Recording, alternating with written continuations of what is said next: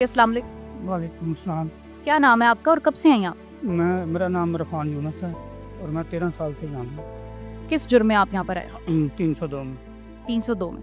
अच्छा, ये कारपेट का काम है, मैं देख रही हूँ बड़ी नफासत से एक एक धागे को जो है वो मिलाकर आप इस कारपेट को बुन रहे हैं। तो ये हुनर आपको किसने सिखाया, कैसे आपको ये इंस्पायर किया?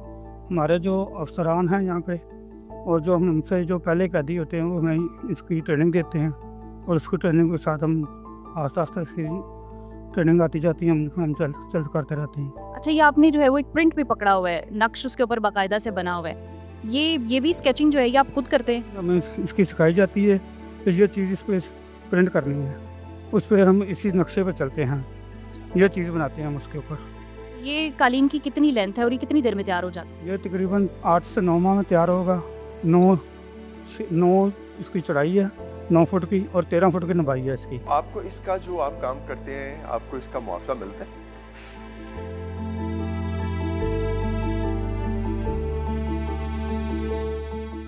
अब हम फर्नीचर वाले एरिया में दाखिल हो गए हैं।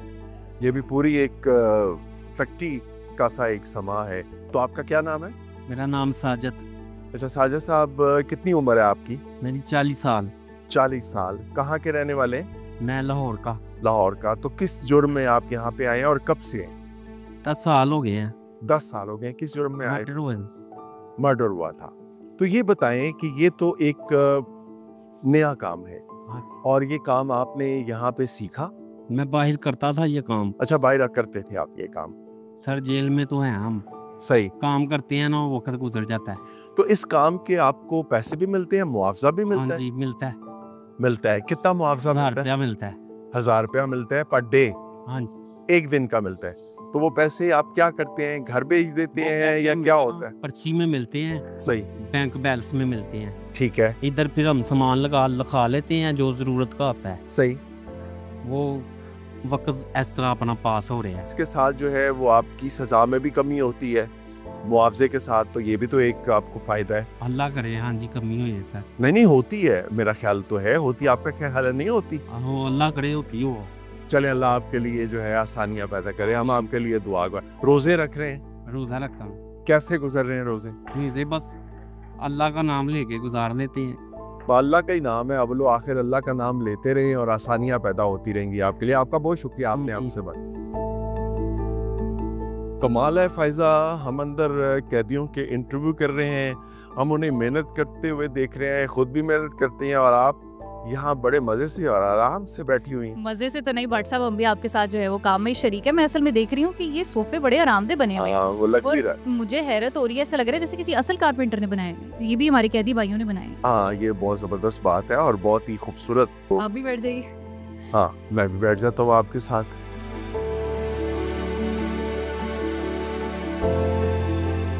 नाज़रीन, इस वक्त मैं डाइनिंग हॉल में मौजूद हूँ। हम बाकायदा तौर पर ख़ातीन का जो एरिया है उसमें आ चुके हैं जेल के, और ये वो जगह है जहाँ पर अगर कोई भी इवेंट होता है, कोई भी किसी भी दिन या त्यौहार की मुनासबत से, तो ख़ातीन को जमा किया जाता है। मुख्तलिफ़ किस्म की तकरीबात भी होती हैं।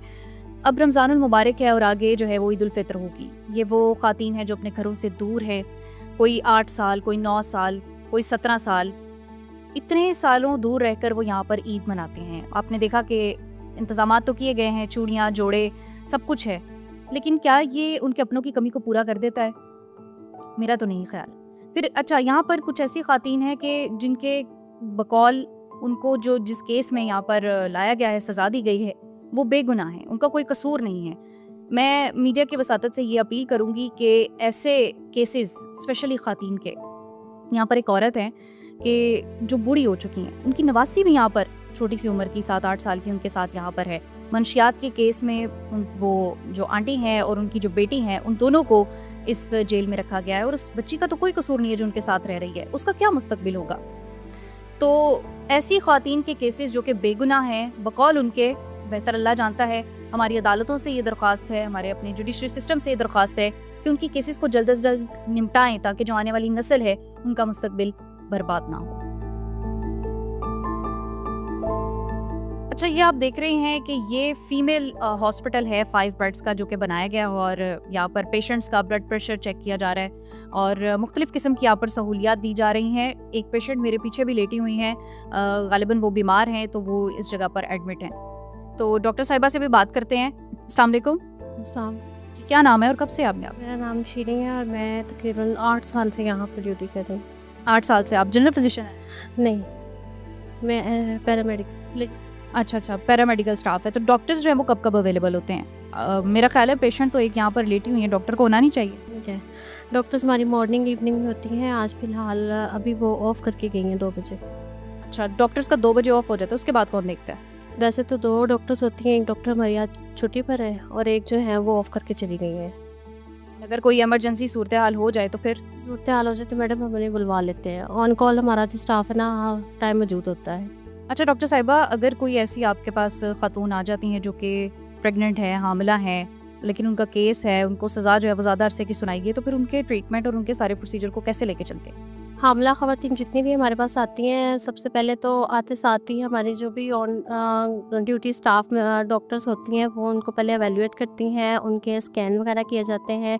जब उनकी प्रेगनेंसी कंफर्म हो जाती है तो उनकी एक डाइट है जो जेल वालों की तरफ से दी जाती है, वो स्टार्ट कर दी जाती है। इसके अलावा जो है वो फर्दर उनको फॉलिक एसिड वगैरह या जितने भी मल्टीविटामिन्स हैं वो उन्हें सारे प्रोवाइड किए जाते हैं उनकी ड्यू डेट के मुताबिक। और जब उनकी डेट नज़दीक होती है डिलीवरी की तो उन्हें फिर बाहर सेक्टर्स पर ले जाकर डिलीवर करवा दिया जाता है। अच्छा नाजरीन, जो खातीन का जेल है उसका जो अहाता है, मैं बिल्कुल उसके कॉर्नर पे खड़ी हूँ। अभी हम डाइनिंग हॉल से निकले हैं जहाँ पर कुछ खातीन में जो है वो ईद की चूड़ियाँ, जोड़े और मेहंदी जो है वो तकसीम की जा रही थी। उस हवाले से भी हमने जो है वो जाना। अब मेरे साथ जो है वो कुछ एडमिनिस्ट्रेशन लेवल का अमला मौजूद है, उनसे भी बात करते हैं और ये जो आर्किटेक्चर है इस जेल का उसके बारे में एक्सप्लोर करते हैं। अस्सलाम वालेकुम। वालेकुम अस्सलाम।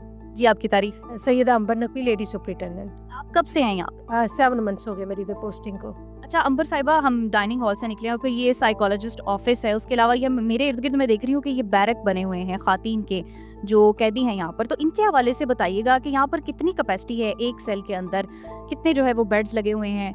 और मैंने तो ये सुन रखा है कि 1053 की यहाँ पर कैपेसिटी है ओवरऑल पूरी जेल में, और 4000 से ज़्यादा जो है वो कैदी है। तो ये ओवर पॉपुलेटेड सीन है। तो खातीन की जो जेल है इसमें क्या सूरत है? ख़वातीन के भी सेम हालात हैं कि यानी कि अगर एज़ पर बेड्स हम देखें तो 166 की कैपेसिटी है, लेकिन इस वक्त हमारे पास 241 प्रिजनर्स हैं और 13 बच्चे हैं साथ। तो ये हाईली पॉपुलेटेड यानी कि पूरी प्रिजन की तरह ये है जेल। अच्छा, मैं जो रिसेंट आदादो शुमार थे मुझे तो ये था कि कोई 226 के करीब खातीन है, आप ज़्यादा बता रही हैं नंबर। जी 200 हमारी इस वक्त आज की तारीख में 241 ख़वातीन है। 141 खातीन है। कैपेसिटी कितनी है ये एक बैरक के अंदर? वैसे तो ये बड़ी छोटी सी सलाखें लगी, मुझे अंदाज़ा नहीं हो रहा। जो हमारी है स्ट्रेंथ है वो कैपेसिटी है वो है 166 प्रिजनर्स। तो लेकिन ये कि हमारे पास अंडर ट्रायल प्रिजनर्स ज़्यादा है, 201 तो अंडर ट्रायल प्रिजनर्स है। तो इस वक्त हमारे पास 240 बंद है। वैसे हमारे पास 56 की कैपेसिटी है एक बैरक में, लेकिन एक बैरक में हमारे पास 86 है प्रिजनर और एक में हमारे पास 84 प्रिजनर्स है। इधर होते वक्त देखा था मैंने कि एक शिक्षा बना था उसमें 2 खातीन थी। वो हमारे पास UCCP है जिनको सजाए मौत हो चुकी है। जी अनडिक्लेयर्ड वो है, अनकन्फर्म्ड प्रिजनर्स है सजाए मौत की। यानी अभी उनकी जो है जी उनकी अपील है, हाई कोर्ट में पेंडिंग है उनकी अपील। हाँ जी, इधर टैप्टा क्लासेस है, ये हमारे 2 कोर्सेज हो रहे हैं। मौत वाली खातीन है, उनको भी इसी तरह खुली इजाज़त है कि वो प्रेयर्स भी कर सके और बाकी? नहीं, उनको एज पर रूल जो PPR है उसके मुताबिक उन्हें सुबह शाम हम खोलते हैं ताकि वो अपनी बेसिक ज़रूरियात पूरी कर सके, वर्कशॉप कर सके, खाना वगैरह अगर उन्होंने पकाना है तो कर सके। लेकिन वो 24 आवर्स नहीं होती, लेकिन अपने वो ब्लॉक में 24 आवर्स खुली है। बड़ा एक है कि खातीन का आपस में ना लड़ाई झगड़ा एक मामूल है, और फिर जो ऐसे जो जराइम का मरकज़ जी के अंदर ये टेंडेंसी कुछ ज़्यादा जी तो आप इधर को झगड़े शगड़े नहीं ऐसे, यानी कि हमारा अब जो जेलों का माहौल है, आप भी तशरीफ़ लाई हैं तो अब ये वो है हॉस्टल टाइप है, और उतनी ही लड़ाई होती है जैसे हम हॉस्टलाइट थे तो जितनी हो गई। तो ऐसा सच है, कोई वायलेंट नहीं है, ज़्यादा अग्रेसिव नहीं है। नाज़रीन आइए अब आपको लिए चलते हैं जेल के इस खूबसूरत से रेस्टोरेंट में। चौंक गए? रेस्टोरेंट नहीं है, ये जेल का किचन है। और आपको जैसा कि पता है रोज़ा है मेरा भी, और इफ्तार का वक्त जैसे जैसे आगे बढ़ रहा है तो उसी तरह से भूख भी लग रही है और टेम्पटेशन भी हो रही है। और इतनी प्यारी बिल्डिंग देखे तो मेरा दिल चाह रहा है कि मैं अंदर जाऊं और किचन के बाकी इंतजाम भी देखूं और आपको भी दिखाऊं। आइए चलते हैं।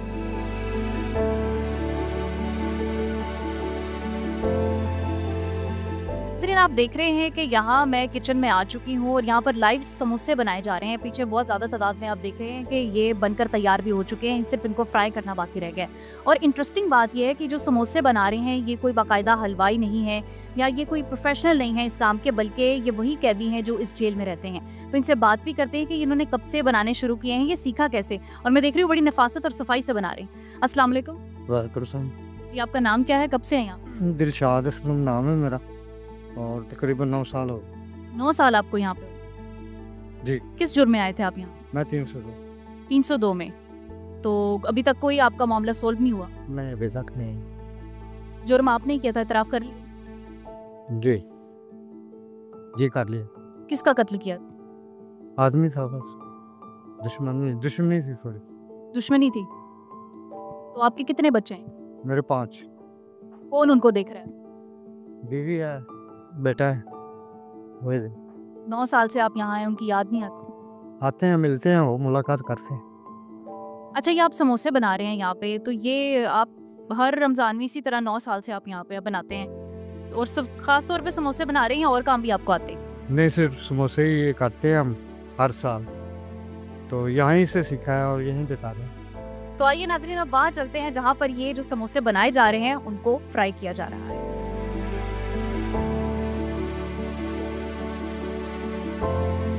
नाज़रीन, अब आप वो किचन का हिस्सा देख रहे हैं जहाँ पर समोसों को तला जा रहा है। खुशबू भी बड़ी अच्छी आ रही है और हीट भी काफ़ी ज़्यादा है यहाँ पे। और आप देख रहे हैं कि यहाँ बड़े बड़े जो कड़ाहे हैं उनमें समोसों को तला जा रहा है और बहुत ज़्यादा तादाद में समोसे जो है वो तले जा रहे हैं। जाहिर सी बात है, इस जेल में कैदियों की कैपेसिटी भी जो है वो भी ओवर पॉपुलेटेड है, तो समोसे भी जो है वो ज़्यादा तादाद में ही बनाए जाएंगे।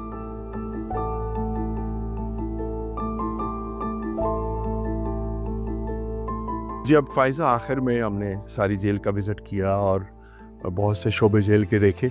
आखिर में अब हम सबसे जो अहम, मैं ख़तरनाक भी कह सकता हूँ और अहम भी कह सकता हूँ, सबसे अहम जो जेल का शोबा है, डेथ सेल जिसको हम कहते हैं, जिसमें सज़ाए मौत।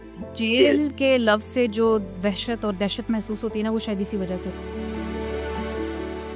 जी, अस्सलाम वालेकुम। वालेकुम सलाम। क्या नाम है आपका और कब से हैं यहाँ?